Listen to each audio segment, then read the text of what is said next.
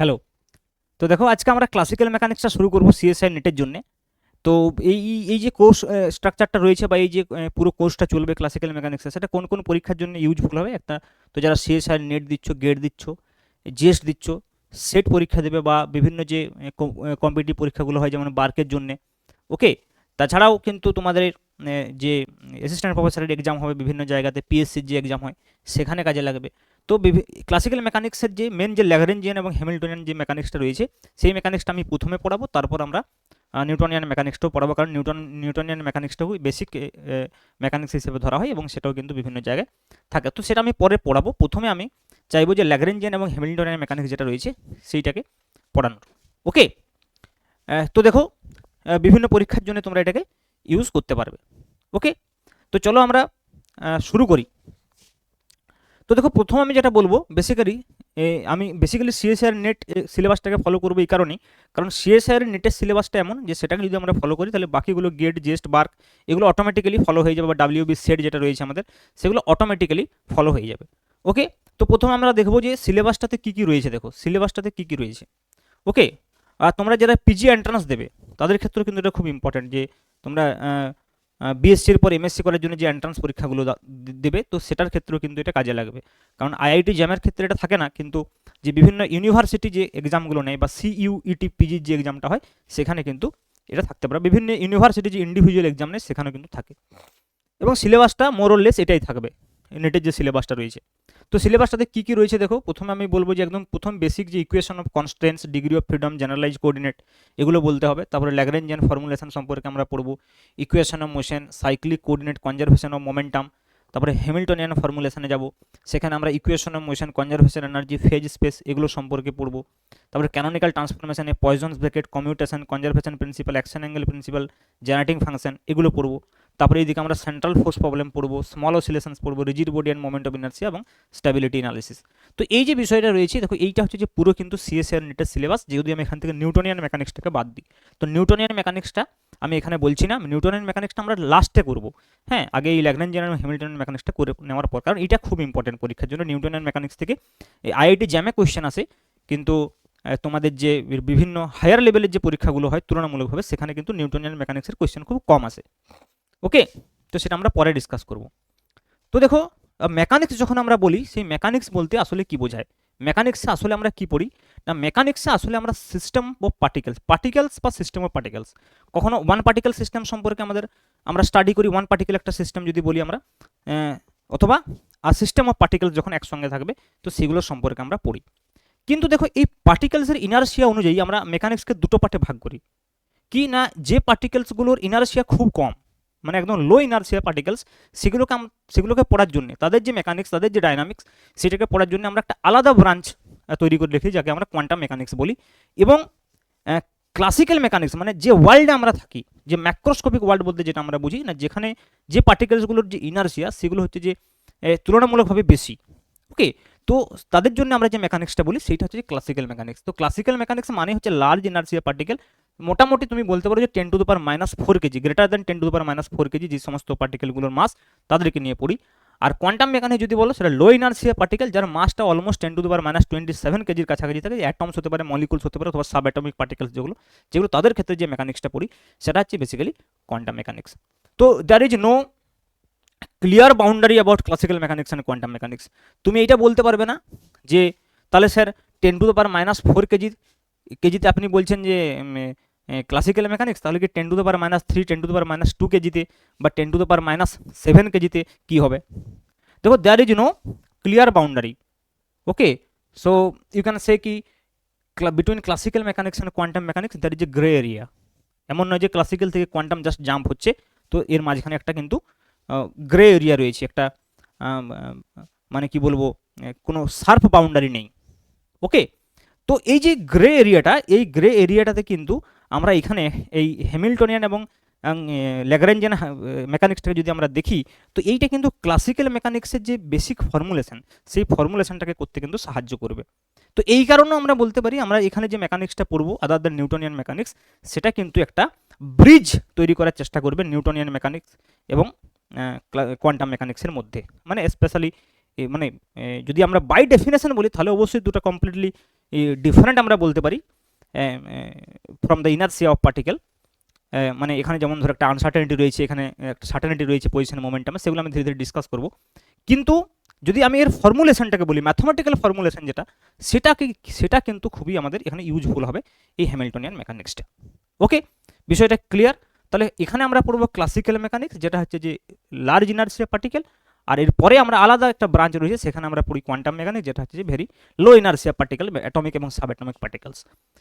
কিন্তু তোমরা বলবে যে স্যার এর মাঝামাঝি কি আর কোনো মেকানিক্স বা আর অন্য কোনো মেকানিক্স? তোমরা হয়তো একটা মেকানিক্সের নাম শুনেছো, স্ট্যাটিস্টিক্যাল মেকানিক্স, সেটাও আমাদের সিএসআর নেটের সিলেবাসে রয়েছে, সেটা আমরা ডিসকাস করব।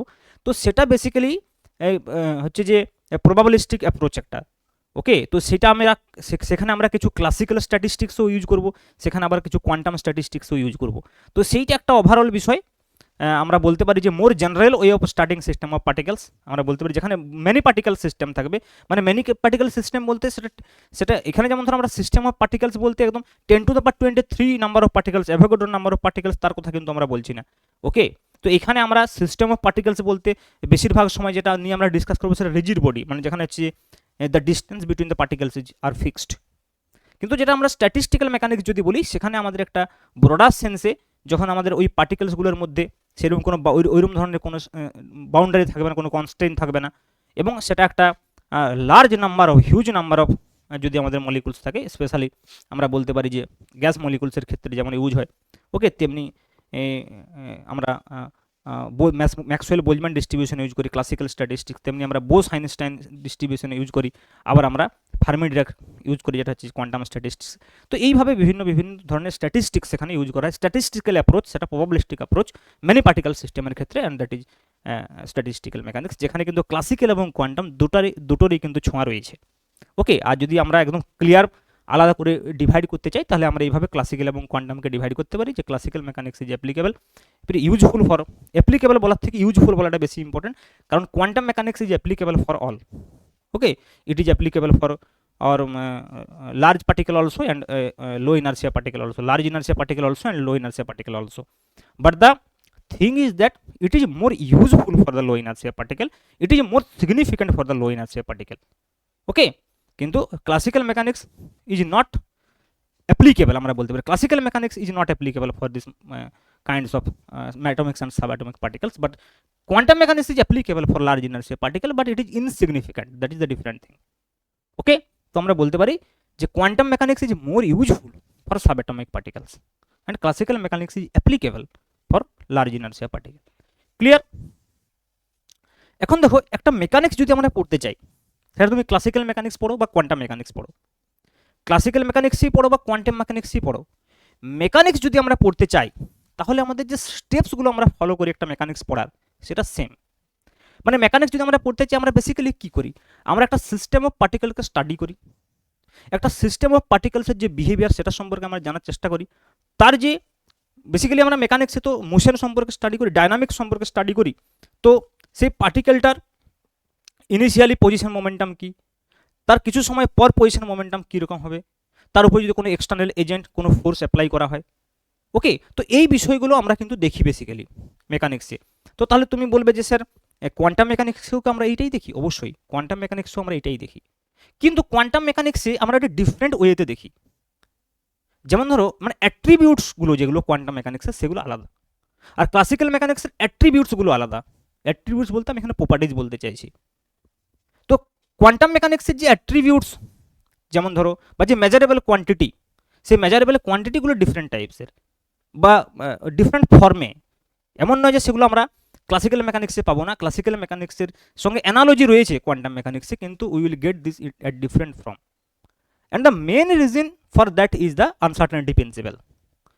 কারণ হচ্ছে যে অ্যাটমিক বা সাবঅ্যাটমিক যে পার্টিকেলসগুলো রয়েছে, তাদের পজিশন এবং মোমেন্টাম সাইমালটানাসলি আমরা কিন্তু ডিফাইন করতেই পারি না। ইনহারেন্টলি আমরা বলতে পারি this is the undeterministic nature of quantum mechanics. কিন্তু ক্লাসিক্যাল মেকানিক্স ইজ ডিটারমিনিস্টিক। তার ফলে কি হয়, ক্লাসিক্যাল মেকানিক্সের যে ফর্মুলেশন যেগুলো আমরা পড়ি এবং যেগুলো আমরা ক্লাস 11 থেকেই পড়তে শুরু করেছি, তো সেগুলো হচ্ছে যে তোমার আর ভেরি মাচ প্রিসাইজ। ওকে, তো স্টেপসগুলো কি, যদি আমি মোর জেনারেল ওয়েতে বলি, তাহলে স্টেপসগুলো কি, প্রথমে আমরা কি বলি দেখো, when we study mechanics we follow the following steps. First steps আমরা কি বলি, define the state of the system. একটা সিস্টেমকে আমরা প্রথমে ডিফাইন করি। কিসের ভিত্তিতে আমরা ডিফাইন করব? Respective position and velocity of all constituents particles. কি করি আমরা? Respective position and velocity of all constituents particles. Second আমরা কি করি? Determine the state of the system at T equal to 0। Initially ওই যে পজিশন মোমেন্টামের কথা বলছি, ওই পজিশন মোমেন্টামগুলো ইনিশিয়ালি কীরকম আছে। তারপরে আমরা কি করি? Determine how the state of the system very with time. এরা টাইমের সঙ্গে সঙ্গে কীভাবে ভেরি করছে? When the system is subjected to external forces. যখন বাইরে থেকে আমরা এক্সটার্নাল ফোর্স দিই বা এক্সটার্নাল ইনফ্লুয়েন্স দিই, তখন এটা কীভাবে চেঞ্জ হচ্ছে। তাহলে কোয়ান্টাম মেকানিক্সের গড়বড়টা কোথায় হচ্ছে না, প্রথমেই আমরা যে সিস্টেমটাকে ডিফাইন করছি with respective position and velocity বা পজিশন অ্যান্ড মোমেন্টাম, এইটা আমরা করতে পারবো না। কেন? তার কারণ আনসার্টেনিটি প্রিন্সিপাল। তো ওই জন্য আমরা প্রথমে দেখবে ওখানে কি লিখি, define the state of the system by using a state vector psi. তারপর আমরা কি দেখি, determine the state psi of T at T equal to 0। যে ওয়েভ ফাংশনটা রয়েছে সেটা টি ইকুয়াল টু 0 তে কেমন, এবং সেই ওয়েভ ফাংশনটা কিভাবে ভেরি করছে। সেই ওয়েভ ফাংশনটা কিভাবে ভেরি করছে সেটা আমরা কিভাবে দেখি? কোন সমীকরণ থেকে দেখি? শ্রোডিঞ্জার ওয়েভ ইকুয়েশন থেকে। আর এখানে আমরা সেটা নিউটনস ল ইউজ করি। যে এখানে আমরা যে লটা ইউজ করবো, যে এক্সটার্নাল ইনফ্লুয়েন্সটা ইউজ করছি, সেটা এখানে কি, এখানে যেটা নিউটনস ল থেকে পাচ্ছি, force equal to mass into acceleration, যেটা একটা second order differential equation. How the momentum change with respect to time, dp upon dt F equal to, this is also second order differential equation. ইপিসি কি F basically কি, যদি আমরা বলি mass into acceleration simple form, mass into acceleration, তো acceleration is nothing but d2x into dt2। চলো আমি এমনি বোঝানোর জন্য ভেক্টর ফর্মে দেওয়ার দরকার নেই, আমি সিম্পল বোঝানোর চেষ্টা করছি। যে force equal to mass into acceleration, দেখো F is equal to M into A, so it will be M into d2x upon dt2। তো এটা একটা second order differential equation. If you know F then you can solve this equation and you will get X. কিন্তু আমরা same বিষয়টা quantum মেকানিক্সের ক্ষেত্রে কি করি, শ্রোডিঞ্জার ইকুয়েশন ইউজ করি, ডেল স্কোয়ার সাই ইউজ হয়, যেটা বেসিক্যালি এনার্জি এবং সঙ্গে রিলেটেড। ওকে, ওই জন্যই আমি বলছি যে আমাদের কেন ল্যাগ্রাঞ্জিয়ান এবং হ্যামিল্টনের মেকানিক্সটা ওখানে খুব ইউজফুল হবে, কারণ ল্যাগ্রাঞ্জিয়ান এবং হ্যামিল্টনিয়ান মেকানিক্সের যে অ্যাপ্রোচটা সেটা এনার্জি বেসিস, কাইনেটিক এনার্জি এবং পোটেনশিয়াল এনার্জি। ওকে, তো সেগুলো আমরা ধীরে ধীরে দেখতে পাবো। তো এইটাই কিন্তু যে কোনো মেকানিক্স পড়ার একটা মেন প্রসেস। শুধু এইটা নয়, যে কোনো আমরা নর্মালি যখন কোনো একটা সিস্টেমকে স্টাডি করি, মনে করো যদি আমি লিভিং সিস্টেমের ক্ষেত্রে বলি, আমরা যখন কোনো একটা ব্যক্তির সঙ্গে কোনো একটা আননোন পার্সনের সঙ্গে পরিচিত হই, সেই আননোন পার্সনটাকে আমাদের স্টাডি করার জন্যে আমরা কি করি, আমরা দেখো একটা আননোন পার্সনকে আমরা কীভাবে ডিফাইন করি। এখানে যেমন define the state of the system, একটা সিস্টেমকে আমরা ডিফাইন করছি, একটা আননোন পার্সনকে আমরা কীভাবে ডিফাইন করি। এখানে যেমন ডিফাইন করছি পজিশন মোমেন্টাম দিয়ে। এখানে অ্যাট্রিবিউটস কি হতে পারে? এখানে অ্যাট্রিবিউটস পজিশন হতে পারে, মোমেন্টাম হতে পারে, অ্যাঙ্গুলার মোমেন্টাম হতে পারে, কাইনেটিক এনার্জি হতে পারে, পোটেনশিয়াল এনার্জি হতে পারে। ভেবে দেখো, যদি আমি একটা সিস্টেমের ক্ষেত্রে বলি, সিম্পলি আমি যদি একটা মনে করো ক্লাসিক্যাল সিস্টেমের ক্ষেত্রে বলি, যেটা নন লিভিং থিং বেসিক্যালি, তো এইটাকে আমরা যখন স্টাডি করি, এর মোশনটাকে আমরা যখন স্টাডি করতে চাই, আমরা কি কি বিষয় ডিফাইন করি? আমরা ডিফাইন করি এর পজিশন আমরা ডিফাইন করি, আমরা ডিফাইন করি ভেলোসিটি, আমরা ডিফাইন করি লিনিয়ার মোমেন্টাম, আমরা ডিফাইন করি অ্যাঙ্গুলার মোমেন্টাম, আমরা ডিফাইন করতে পারি অ্যাঙ্গুলার মোমেন্টাম। যখন আমি বলছি যে define the state of the system with respective position and velocity of all constituent particles, কেন শুধুমাত্র এই দুটোই বলছি তারও কারণ আছে। অ্যাঙ্গুলার মোমেন্টাম এগুলো তো সব অ্যাট্রিবিউট, তো এইগুলো দিয়ে কেন আমি ডিফাইন করছি? কাইনেটিক এনার্জি, পোটেনশিয়াল এনার্জি, এইসব বিষয়গুলো রয়েছে। তো দেখো এই অ্যাট্রিবিউটগুলোর মধ্যে যখন আমি ডিফাইন করছি সিস্টেমটাকে, আমি সমস্ত পজিশন ভেলোসিটি বা পজিশন মোমেন্টাম অনেক সময় বলে দেয়, কারণ ভেলোসিটি হচ্ছে মাস ইন্টু, যদি আমি ভেলোসিটি বলি মোমেন্টাম হয়ে যায়, তো পজিশন ভেলোসিটি বা কখনো কখনো আমরা পজিশন মোমেন্টাম বলি, ইনিশিয়াল স্টেট, কোনো একটা সিস্টেমের স্টেটকে ডিফাইন করতে গেলে। তো কেন আমরা এরকম করছি? তার কারণটা খুবই বেসিক, যে এই যে বাকি যে ফিজিক্যাল অ্যাট্রিবিউটসগুলো আছে, এগুলো নির্ণয় করতে পারবো আমরা, এইগুলো যদি আমার জানা থাকে।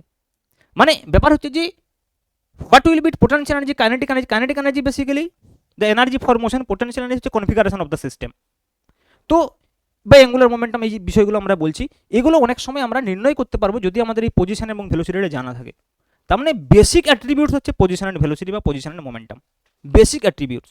ভেবে দেখো, যদি আমরা পজিশন অ্যান্ড ভেলোসিটি জানি ইনিশিয়াল, এবং লজ অফ মোশনটা আমরা যদি জানি, লটা যদি আমরা জানি, তাহলে at a particular time, after a particular time or position এবং ভেলোসিটিটা কত হবে সেটা আমরা নির্ণয় করতে পারবো। ভেবে দেখো, বাই ইউজিং দিস ল। তো ইনিশিয়াল পজিশন মোমেন্টাম আমরা যদি জানি, ফাইনাল পরে কত হবে আমরা নির্ণয় করতে পারবো by using this law. And not only the velocity, what will be acceleration we can also find out by differentiation this position. Okay, এবং ফর্মুলা আছে, আমরা যদি অ্যাঙ্গুলার মোমেন্টাম যদি আমরা বলি আর ক্রস এফ করে, টর্ক আমরা আর ক্রস এফ করে নির্ণয় করতে পারবো। তাহলে এগুলো কিন্তু আমরা ধীরে ধীরে নির্ণয় করতে পারবো সব বিষয়গুলো। তাহলে যদি আমরা বেসিক ফিজিক্যাল অ্যাট্রিবিউটস বলি, তাহলে পজিশন অ্যান্ড ভেলোসিটি বা পজিশন অ্যান্ড মোমেন্টাম। সিমিলারলি দেখো, আমি যদি এটার সঙ্গে একটা অ্যানালজি দিই, মনে করো সাপোজ কোনো একটা ব্যক্তিকে যখন তুমি দেখো, একটা আননোন পার্সন, তুমি কি কি সে আননোন পার্সনের মধ্যে দেখো বা মেজার করার চেষ্টা করো, যেটা যে ওয়েট, হাইট, ভেবে দেখো, আর কি তার যে কালার, স্কিন কালার, এগুলো আমরা বেসিক্যালি দেখি। আচ্ছা, তার সঙ্গে যদি আমরা এইগুলো দেখতে শুরু করি, মনে করো সাপোজ ইমোশন, এইসব বিষয়গুলো যদি আমরা দেখি, এবারে মনে করো আমি সাপোজ বলছি তার বিহেভিয়ার, তার মনে করো পার্সোনালিটি। আচ্ছা, একটা বিষয় ভেবে দেখো, তো যদি আমি এই ব্যক্তিটার বেসিক কয়েকটা বিষয় জানি, কারণ এই বিহেভিয়ার তো ইন্ডিপেন্ডেন্ট, মানে এই বিহেভিয়ার তো তার ডেফিনেশন হতে পারে না। একটা ব্যক্তির এই বিষয়গুলো সম্পর্কে যদি আমি জানি, বা আরও কিছু বিষয় সম্পর্কে, যেহেতু এটা নন লিভিং সিস্টেম, সেহেতু এখানে আরও বেশি কিছু ওয়ার্ড ইউজ করা এটার সঙ্গে অ্যাবসার্ড লাগতে পারে। কিন্তু আমি জাস্ট বোঝার জন্য বলছি যে আমরা যদি এই কতকগুলো বিষয় জানি, সেই ব্যক্তিটার বা বিহেভিয়ারটা মনে করো আমরা যদি জানি, এখানে অবধি জানি, তাহলে কিন্তু আমরা তার পার্সোনালিটি ডিফাইন করতে পারবো, ওই ব্যক্তির পার্সোনালিটি কি। ওকে, তার মানে এর যদি আমরা বেসিক ফিজিক্যাল অ্যাট্রিবিউটস বলি, তাহলে এগুলো। বাট নন লিভিং সিস্টেম কী হয়, নন লিভিং সিস্টেম মোর সিস্টেমেটিক ওয়েতে ভেরি করে, যার জন্য এর ফিজিক্যাল অ্যাট্রিবিউটস অনেক কম, কিন্তু এটা কি, এ তো নন লিনিয়ার সিস্টেম, তাহলে এর ফিজিক্যাল যে অ্যাট্রিবিউটস সেটা কিন্তু প্রেডিক্ট করা খুব মুশকিল। এবার যদি মনে করো আমরা এটা জানতে চাই যে এই ব্যক্তিটার আর যে বিহেভিয়ারটা কীভাবে চেঞ্জ হতে পারে, তার এডুকেশন ভবিষ্যতে কীরকম হতে পারে, সে ভবিষ্যতে কী হতে পারে, তার জন্যে আমাকে কী করতে হবে, ওকে কোয়েশ্চেন করতে হবে, কোয়েশ্চেনের মাধ্যমে ওর সঙ্গে আমি ইন্টারাকশান করবো, ওর সঙ্গে ইন্টারাকশান ও জানতে চাইবো যে ওর কোন কোন বিষয়ে ইন্টারেস্ট, ঠিক আছে, ও আগে কোথায় পড়বে, কী করবে, তার উপর তার কেরিয়ার নির্ভর করবে।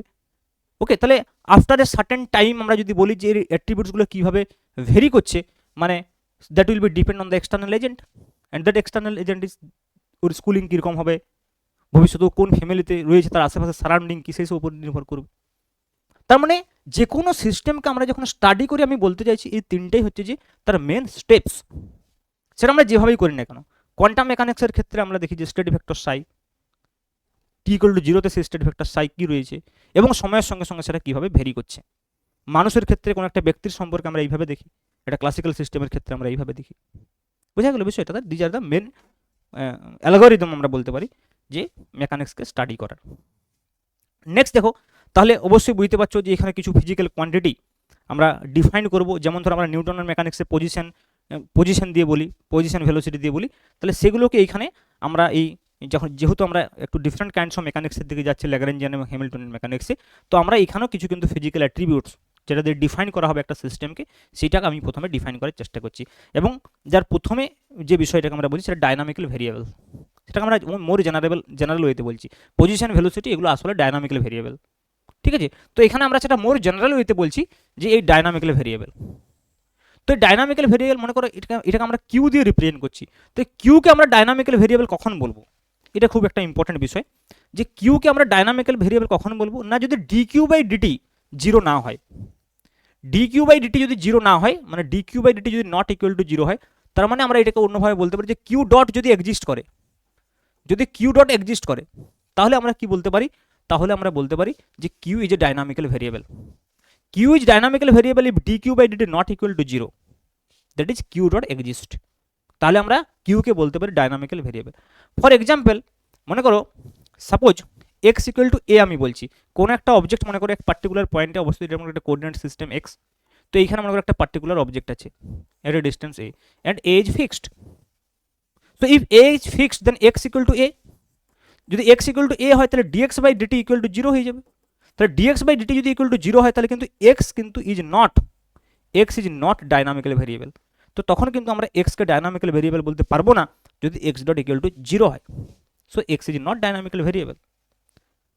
তার মানে যদি মনে করো এমন হতো যে এক্স জিরো না হতো, ওকে, সাপোজ মনে করো আমি বললাম যে এক্স, এখানে যে এক্সটা রয়েছে সেটা a নয়, suppose this is x and x is varying with time, suppose x equal to 2t square, তাহলে আমরা বলতাম dx by dt equal to কত হতো 4t, so this is not equal to 0, that means x is dynamically variable.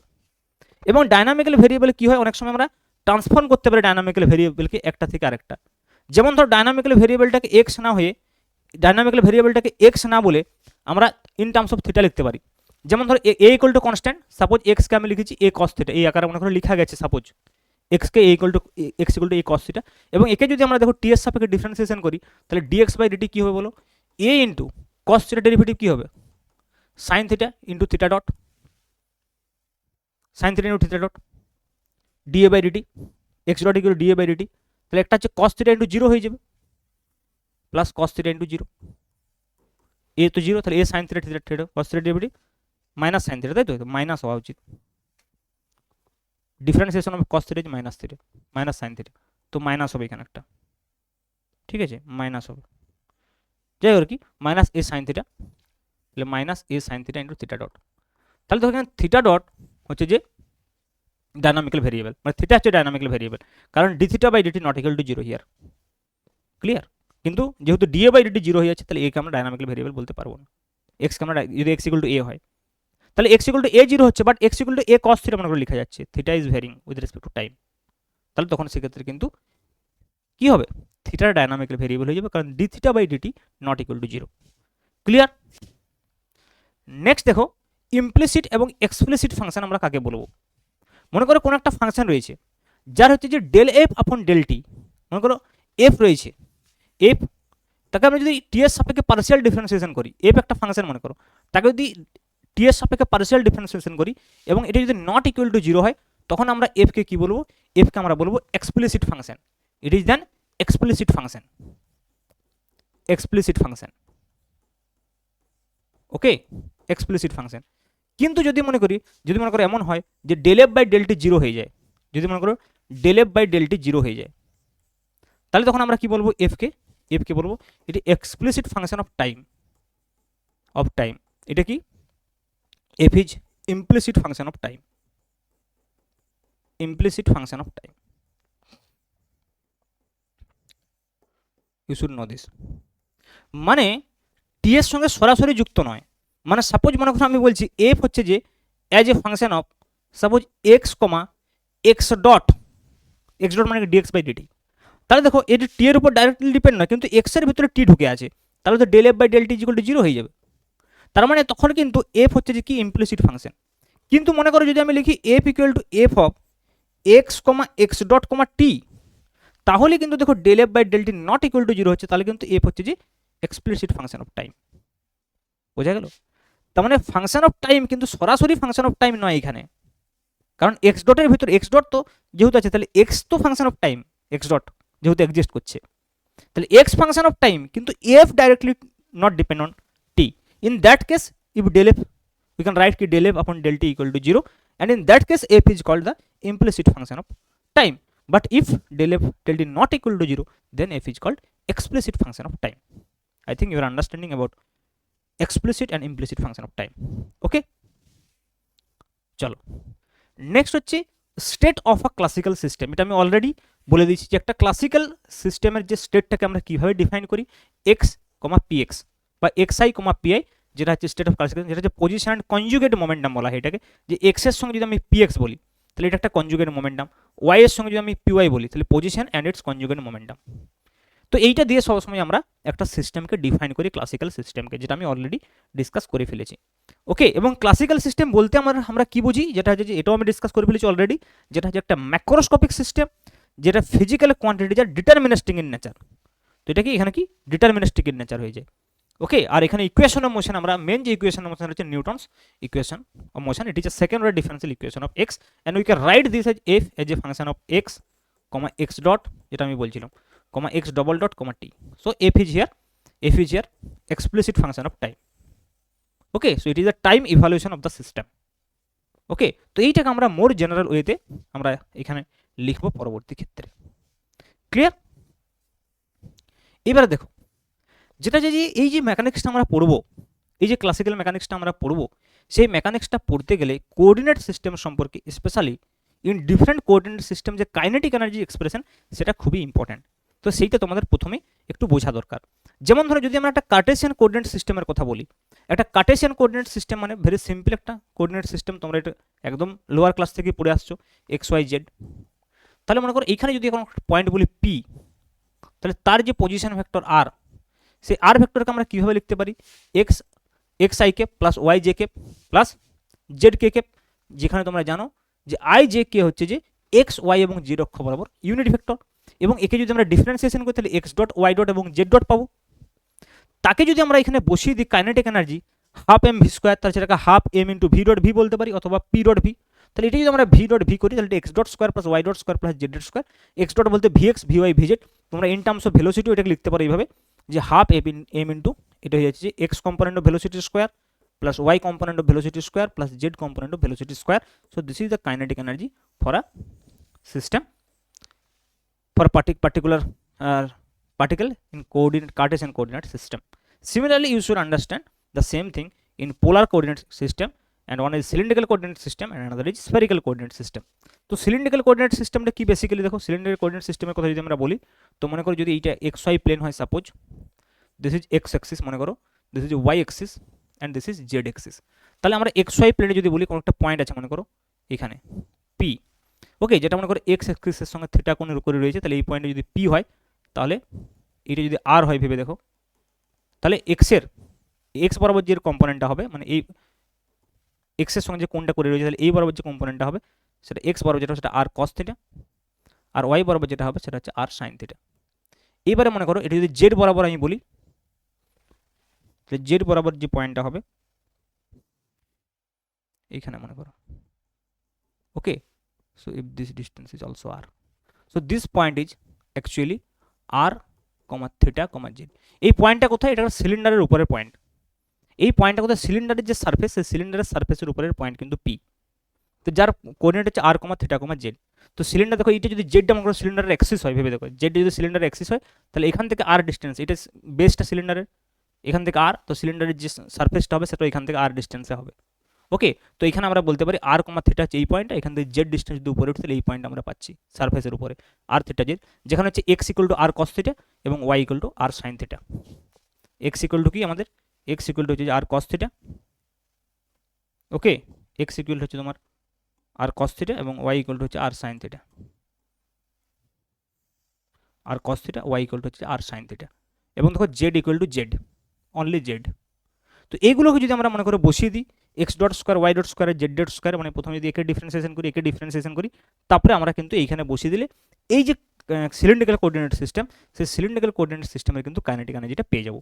তা দেখো যদি আমরা এক্সকে ডিফারেন্সিয়েশন করি এখান থেকে এক্স ডট পেয়ে যাবো R dot cos theta minus R sine theta theta dot, ওয়াইকে যদি differentiation Y dot R dot sine theta plus R cos theta theta dot, এবং Z equal to Z dot, এখানে যদি বসিয়ে দিয়ে সব স্কোয়ার টু স্কোয়ার করে কেটে কুটে গিয়ে এটা হবে। তো এটা তোমরা এইভাবেও মনে রাখতে পারো। দেখো যদি আমরা এখানে জেড ডটটাকে জিরো বলি তাহলে এটা বেসিক্যালি একটা পোলার কোঅর্ডিনেট সিস্টেম, যদি জেড ইকুয়াল টু জিরো হয় সেটা সিম্পল একটা circular polar coordinate system, simple polar আমরা বলতে পারি, পোলার সিস্টেম, পোলার কোঅর্ডিনেট।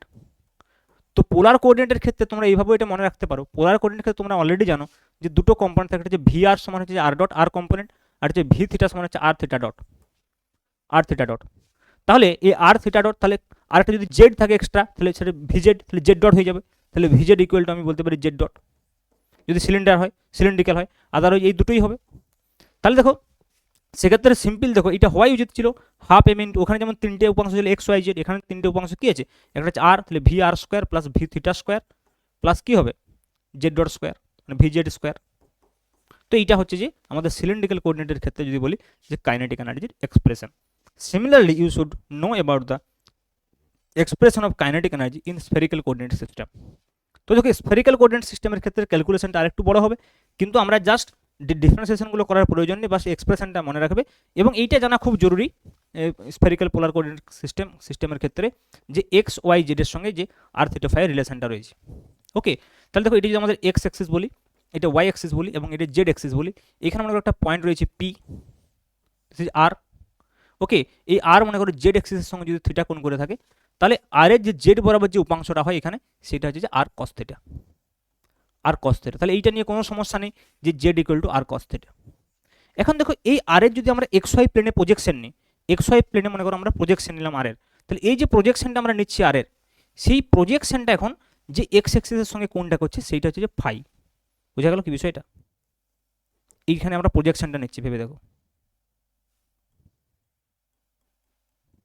ওকে, এখানে আমরা প্রজেকশনটা নিচ্ছি, তাহলে এই যে প্রজেকশনটা, তাহলে আর এর যে এই দিকের উপাংশটা সেটা কত হবে? আর কস ফাই। আর আর এর যে এই দিকের উপাংশটা সেটা কত হবে? আর sign phi. R sine phi. ওকে, তাহলে এটা যদি আর সাইন ফাই হয়, এটা যদি আর কস ফাই হয়, ভেবে দেখো, আর এটা আর সাইন ফাই, তাহলে এখানে এক্স কত হবে? সরি, এইটা হচ্ছে যে আর হলে এর যে উপাংশটা সেটা হচ্ছে আর কস থিটা। আর মানে এই আর এর যদি এই উপাংশটা আর কস থিটা হয়, তাহলে এই উপাংশটা হচ্ছে আর সাইন থিটা। তাহলে এই আর সাইন থিটা উপাংশের যে এক্সটা হবে, তাহলে R sine theta into cos phi, মানে যেটা আমি আর লিখেছি, এটা সিম্পল কত হবে? সিম্পল হয়ে যাবে আর সাইন থিটা। তাহলে R sine theta cos phi, আর এটা কত হয়ে যাবে? আর সাইন থিটা সাইন ফাই। মানে যেটা আমি আর লিখেছিলাম সেটা অ্যাকচুয়ালি আর সাইন থিটা হবে, কারণ আর সাইন থিটার দুটো উপাংশ। R sine theta sine phi, R sine theta sine phi. Clear?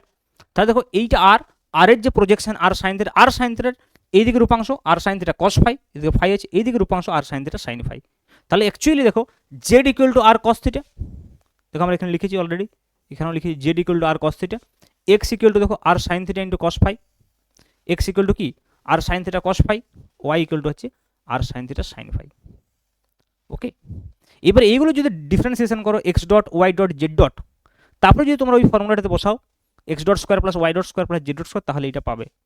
তো এইটা একটু মনে রাখার চেষ্টা করবে, এই দুটো এক্সপ্রেশন তো মনে থাকবে প্রথমেই, আগেও সেম ছিল R dot square plus R square theta dot square, বাস এখানে R square sine square theta, এটা দূরে হয়ে গেছে, এটা হচ্ছে R square sine square theta into phi dot square, R square sine square theta into phi dot square.